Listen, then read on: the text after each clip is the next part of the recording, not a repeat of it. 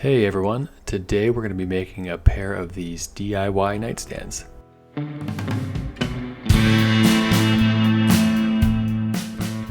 So I built the base of these nightstands to nest like this, which in hindsight was definitely overly complicated and caused a lot of problems. If you are trying to build this project, I would suggest just gluing the extra legs on like this, which will make things way easier. I started with some 1x lumber that I broke down on my table saw. I'm going to use this thickness to make the circular tops, then they'll have a nice contrast against the thicker base. I actually had this left over from another project, but you can buy 1x lumber at your home improvement store. At this point I wasn't quite sure how large I was going to make the tops, so I cut down these extra pieces to glue on the sides of the other boards. That way I'd have a little bit of wiggle room just in case. For the bases, I'm using 2x8 lumber. The nice thing with this project is that you don't need a planer or really many of the tools I'm using. It's pretty simple and forgiving, which is good since I made a bunch of mistakes. Anyway, I broke this down using my circular saw first and then with my table saw into rough lengths. Then I ripped them down to get some clean edges for the glue up.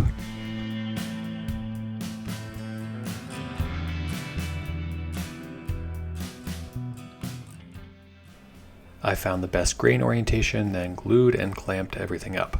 Don't worry too much about the glue squeeze out, as that's pretty easy to clean up later on this type of glue up.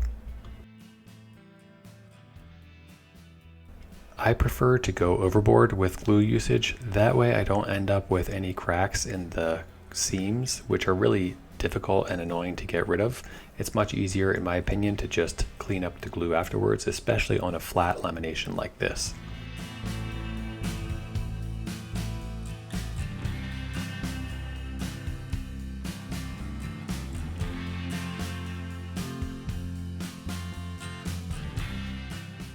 Once things dried up, I got them out of the clamps and noticed a few of the pieces were a little warped. This actually doesn't matter too much. Normally I'd take it out with my planer, but I'm not using a planer on this project, so I'm just going to have to deal with it. Luckily, the build itself is meant to be a little rustic and it'll kind of hide some of these imperfections. I used my chisel to get rid of some of the bigger pieces of glue squeeze out, then I sanded the rest down. While not required, I like to stabilize any knots or cracks with CA glue. This stuff is only like 10 bucks and it lasts a really long time, so it's kind of like a nice to have, but it's pretty satisfying to use as well.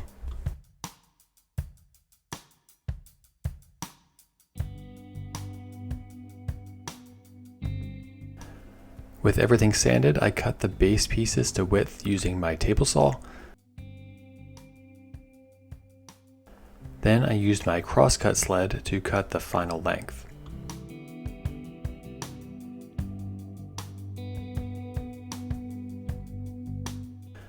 The bases ended up being about 13.5 inches wide, which was close enough to the ballpark 14 inches I was aiming for. So I'm going to make the tops about 13 inches across. To do this, I built a simple jig for my router. I just drilled in a hole where the bit was going to be and then measured out 6.5 inches from the bit to the circle center where I drove a nail. I marked the center of the top blanks and then I drove in the nail to that center point.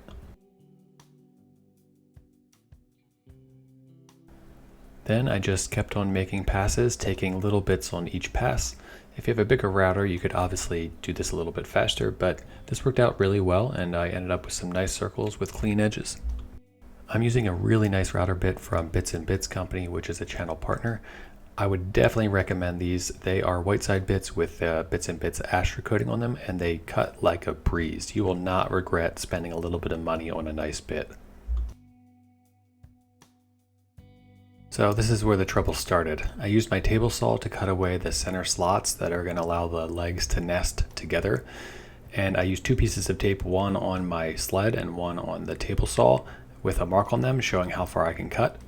But oops, I accidentally wasn't paying attention for whatever reason and went too far. Luckily, that's not going to be seen anyway. So I cut away the rest of the material with a couple passes. However, it wasn't until I was done that I realized that I did not account for the thickness of one of the blades when I was cutting one of the sides, so things were a little bit too loose. Before I fixed that problem though, I cut the sides of the top recess that are going to hold the top circle.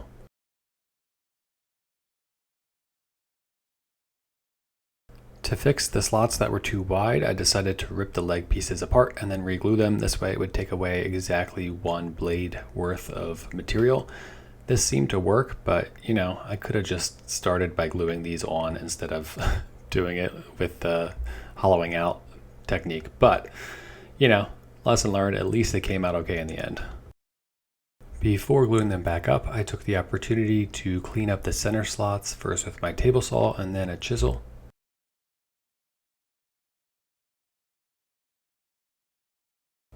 And I cut away as much of the material on the top as I could, and then finished up those cuts with a pull saw.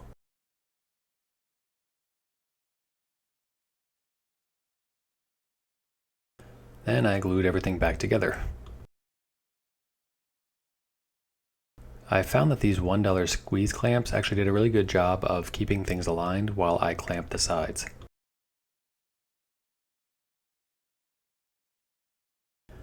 Once everything was dried, I made sure they fit together pretty well.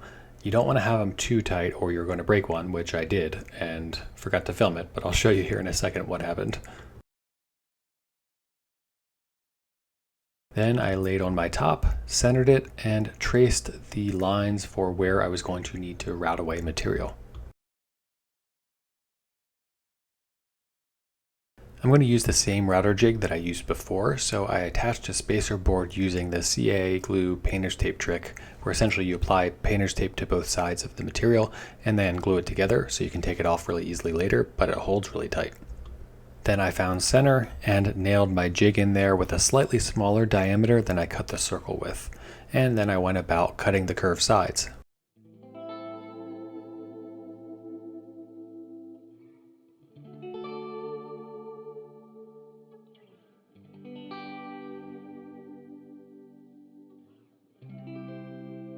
When it was done, I could just pull off the painter's tape and ensure that the top fit.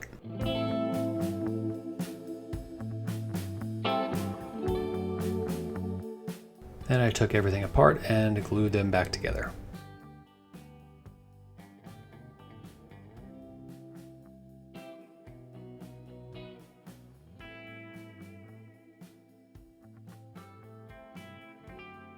As I mentioned before, you got to be pretty careful and make sure that you have a big enough slot.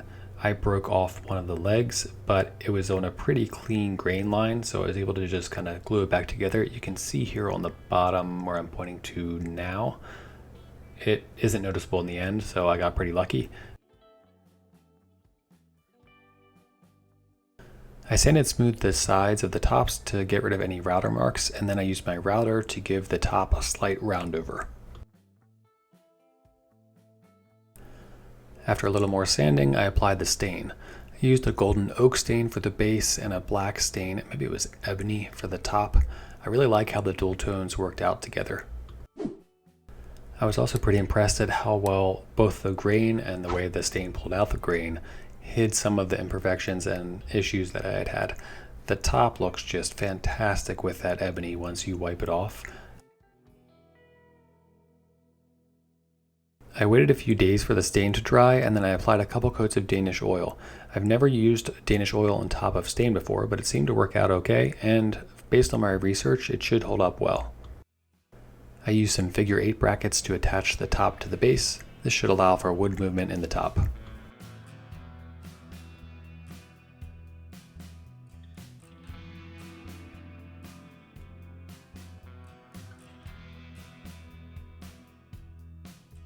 And that was it. For the amount of issues I had during this build, the tables turned out great. If you're going to make this though, I would definitely suggest gluing on the side legs instead of doing this slotted design. Also, if I used a harder wood, I would have had a few less issues, I think. But because I used 2x lumber, the cost for each table came to about $15-ish, $20. Anyway, hit me up in the comments, let me know what you think. If you liked the video, consider giving a thumbs up and subscribing. Really helps out the channel. Alright. Thanks for watching, stay safe, and I'll see you in the next episode.